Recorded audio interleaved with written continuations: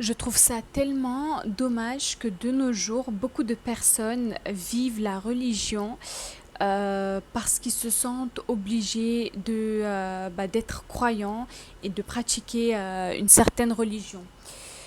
Je voulais parler de ça parce que c'est un sujet qui me tient à cœur car je vois énormément de personnes qui sont dégoûtées de la religion, qui s'en éloignent, qui ont une mauvaise image de la religion. Chaque personne est libre de faire comme il en a envie, donc de pratiquer ou de ne pas pratiquer bien évidemment. Mais là, ce que je suis en train de dire, c'est que je trouve ça dommage qu'il y ait des personnes qui ont une mauvaise image de la religion à cause de certaines personnes qui donnent de fausses informations ou alors qui tiennent des propos qui nous donnent même pas envie de pratiquer quoi. Donc je parle de ces certaines personnes généralement qui des fois ça peut être que ce soit les parents, les amis, un mari, peu importe, des personnes qui parleront toujours du négatif en ce qui concerne la religion. Donc pour mieux me faire comprendre et vous donner un exemple, je vais vous raconter l'histoire d'une fille que j'avais vue sur les réseaux sociaux. Enfin, je vais faire un petit débriefing. Je ne me rappelle plus exactement de ce qu'elle avait dit, mais c'est quelque chose du genre où elle racontait que donc elle a grandi dans une famille musulmane, mais qu'elle ne pratiquait plus et qu'elle avait arrêté de pratiquer parce que elle croyait pas en tout ça et que pour elle c'était minable, etc. Enfin bref, elle avait vraiment un avis très négatif sur la religion. Et elle disait que voilà, elle avait arrêté parce que elle en avait marre d'avoir toujours la pression que en gros sa famille, à la moindre petite erreur qu'elle faisait, pas que les grandes erreurs, mais à la moindre petite chose qu'elle pouvait faire, lui disait tout le temps, tu vas aller en enfer, Dieu il va te punir, Dieu il va te ramener en enfer, tu n'auras pas la bénédiction, ça c'est interdit, Dieu il te voit quand tu fais ça, Dieu il te voit quand tu fais ci. Et en gros, elle expliquait que ce qui lui avait saoulé et ce qui l'a dégoûté de la religion, qu'elle n'y croyait plus du tout, c'est qu'à chaque fois qu'elle faisait quelque chose qui pouvait paraître comme quelque chose de mal, on lui disait tout le temps Dieu il te voit, Dieu il va te punir, Dieu il va te mettre en enfer, mais que quand elle faisait quelque chose de bien, là bizarrement elle disait qu'elle entendait jamais rien de bien, genre elle entendait jamais Dieu il va te récompenser, Dieu il voit le bien que tu fais, etc. C'est le cas, Dieu il voit, mais que elle en fait ce qui l'a dégoûtée, je pense que elle n'a pas été assez forte mentalement pour aller se renseigner elle-même et du coup vivre la religion comme elle en a envie et comme il se doit et de voir la religion surtout comme elle est réellement. Elle n'a pas pensé à faire ça, ça l'a directement dégoûtée et malheureusement toutes les personnes ne sont pas pareilles. Il y a des personnes qui prendront la décision directement de s'en éloigner et avoir un avis assez négatif et des personnes qui vont essayer de se renseigner d'eux-mêmes et avoir savoir réellement ce qu'il faut savoir sur la religion. Et en gros, du coup, elle expliquait que voilà, du coup, elle en a eu marre de tout ça parce que quand elle était dans des difficultés et tout, elle entendait jamais aussi dire oui, Dieu, il te voit, il va t'aider, il sera là pour toi, il est là pour toi. Elle entendait jamais ce genre de choses, mais dès qu'elle faisait une petite erreur, là, directement, ah, Dieu, il te voit, il va te punir, tu vas aller en enfer, etc. Et les propos que la fille a tenus, c'était aussi également, elle disait, donc la religion, c'est quoi? C'est quand je fais le mal, Dieu, il me voit, il me punit, il va me mettre en enfer, mais quand j'ai besoin, bizarrement, Dieu n'est plus là, il m'aide pas, il me voit pas quand je fais le bien, il me voit pas, genre, elle disait ça. Et quand j'avais vu cette vidéo, j'ai trouvé ça tellement triste parce que moi-même j'ai grandi dans un environnement, bon, pas qui parle que du négativité. Après moi, voilà, mon entourage parle beaucoup de la positivité aussi, mais je sais que pour être honnête, par exemple, je vois beaucoup de personnes qui tiennent des propos qui réellement n'existent même pas dans la religion. Donc il dit tu dois faire ça, tu dois faire ci, sinon voilà, sinon tu respectes pas la religion, alors que c'est des choses qui n'ont même pas de rapport avec la religion. Et aussi des personnes qui en réalité, pour de vrai, parle de la religion que quand il s'agit de parler de la punition, de l'enfer, etc. Mais moi, heureusement, j'ai été assez forte pour ne pas me faire avoir par ce genre de discours et que j'ai eu l'intelligence de me dire, je dois pas voir, enfin, les dires des gens ne décrit pas la religion telle qu'elle est. Par exemple, nous, quand les gens parlent de nous et les gens disent des choses sur nous, ça ne reflète pas réellement ce qu'on est. Il y a des choses qui ont été inventées, il y a des choses qui ont été modifiées, c'est pas toujours ce qu'on est réellement. Et du coup, je me suis dit ça. Je me suis dit, mais à l'époque, il faut savoir que, certes, je vivais aussi la religion à travers la pression et la peur. Parce que je me sentais obligée de la vivre. Je me disais, ok, si je fais pas ça, je vais aller en enfer. Si je fais pas ça, je vais me faire punir. Donc, je suis obligée de le faire. Mais avec le temps, j'ai compris une chose. Je me suis dit, mais la religion, on est censé la vivre et l'aimer avec le cœur. La religion, c'est l'amour. C'est pas la peur, c'est pas la pression. Alors certes, il y a des règles à respecter, il y a des choses qu'il faut faire, qu'il ne faut pas faire, etc. Mais ce n'est en aucun cas vivre sous la pression, se sentir obligé en se disant si je fais pas ça, je vais aller en enfer, si je fais pas ci, je vais être puni, etc., etc. Non, c'est aussi la sécurité, c'est se sentir aimé par Dieu, c'est se sentir soutenu par Dieu. Enfin, du coup, j'avais pensé à tout ça et je me suis dit, en réalité, pourquoi j'écoute tous ces gens que ce soit de mon entourage ou même des gens de l'extérieur, hein, qui essayent de nous faire croire que la religion, c'est vivre à travers la peur et la pression. Je me suis dit, c'est censé être l'amour. Et avec le temps, je me suis renseignée moi-même et je me suis dit, à partir d'aujourd'hui, moi, je vais vivre la vraie religion. Ça veut dire, je vais arrêter de la vivre hypocritement, juste à travers la pression et la peur, mais je vais le vivre avec le cœur et avec amour. Parce que la religion, c'est l'amour avant tout. Ce n'est pas la peur, ce n'est pas la pression. C'est des règles, certes, mais c'est l'amour avant tout. Et du coup, ça fait que avant, j'avais aussi réalisé une chose. Ça aussi, c'est quelque chose qui peut dégoûter énormément de personnes de la religion. C'est que par exemple, on va donner l'exemple de la famille, il y a certaines familles qui vont se servir de la religion pour éduquer leurs enfants. Je vais mieux m'expliquer. Dans certains pays, donnons l'exemple du voile. Je n'ai absolument rien contre ça, je tiens à le préciser. Voilà, ma mère est voilée, ma petite sœur est voilée. Moi, voilà, je n'ai rien contre ça, je tiens à le préciser. Et je dis pas que toutes les femmes le font pour le regard des gens. Pourquoi je le précise? Parce que on m'a déjà attrapé ma veste parce que j'ai pas détaillé tous mes propos. Du coup, les gens des fois ils comprennent mal et après ils disent n'importe quoi. Donc je préfère préciser. Dans des pays par exemple, mettre le voile c'est bien vu. Mais ce qui est le plus important, c'est pas que ce soit bien vu aux gens des gens, c'est que ce soit... Enfin, le plus important, c'est qu'on le fasse par amour pour Dieu, n'est-ce pas? Mais dans des pays comme se voiler, c'est bien vu, c'est quelque chose de... Oh, t'es une femme bien, etc. Il y a des familles qui vont obliger certaines femmes à se voiler en disant tu dois te voiler parce que dans la religion de toute façon c'est une obligation, si tu le mets pas tu vas en enfer, tu seras puni, blablabla. Alors qu'en réalité certaines personnes mettent la pression pour que leur fille ou leur sœur, peu importe, ou leur femme, parce qu'il y a des maris aussi qui le font, se voilent en se servant de la religion, alors qu'en réalité, ces personnes-là, leur intention n'est pas réellement de leur demander de le faire pour la religion, mais leur intention, c'est que, voilà, ils le mettent pour les gens et que les gens ont une bonne image de ces personnes-là. Alors qu'en réalité, c'est totalement malsain et hypocrite parce que, encore une fois, le plus important, ce n'est pas ce que les gens pensent, mais ce que Dieu y voit, n'est-ce pas?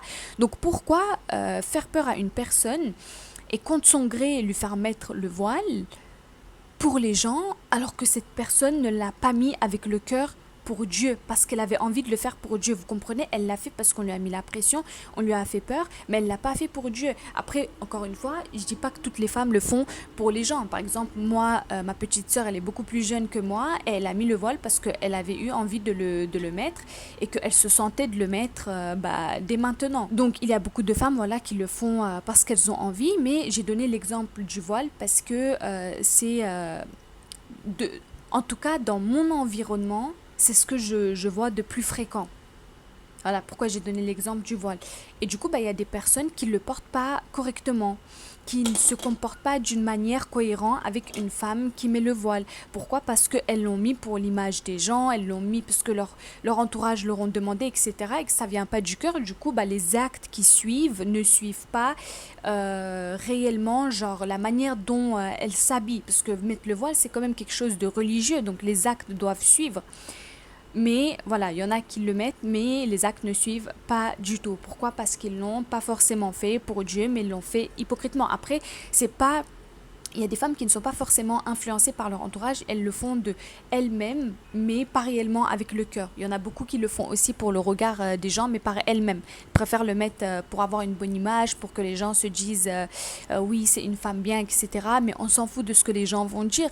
Parce que Dieu, il voit réellement vos vraies intentions. C'est ça ce qui compte le plus et ce qui est le plus important. Donc, il y a ça. Et il y a aussi ceux qui pratiquent la religion, qui prient, qui se voilent par peur, par la pression et ainsi de suite. Et moi, en fait, avant, je voyais tout ça, c'était un environnement qui m'entourait. Et du coup, par exemple, avant, disons, quand je faisais la prière, je le faisais parce que je me disais, je suis obligée de le faire et tout. Du coup, je vais le faire parce que sinon, je vais aller en enfer, parce que sinon, je vais me faire punir par Dieu, etc. et tout. Certes, c'est une obligation, il faut le faire. Mais avant, je le faisais avec la pression et avec la peur parce que sur plein d'autres choses, on m'avait appris à voir la religion à travers la pression et la peur.